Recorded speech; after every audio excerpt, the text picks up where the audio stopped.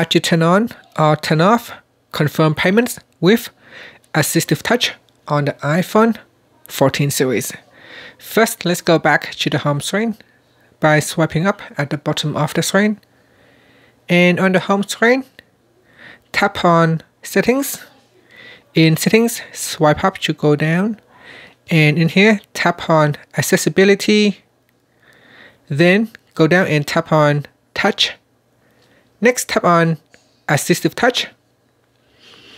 And then swipe up to go down. And in here, tap on Confirm with AssistiveTouch. Tap on the toggle button to switch it on.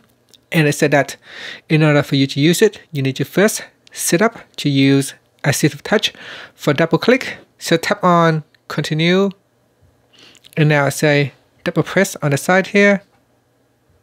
And we need to print the passcode. And I need to double click on it again. And it is now turned on.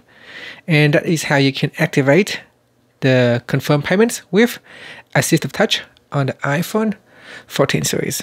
If you want to switch it off, you can just tap on it to turn it off. And so that we enable double click. So I'm going to tap on use double click. And this will allow me to double click on the side button to use to make the payment. And that's it. Thank you for watching this video.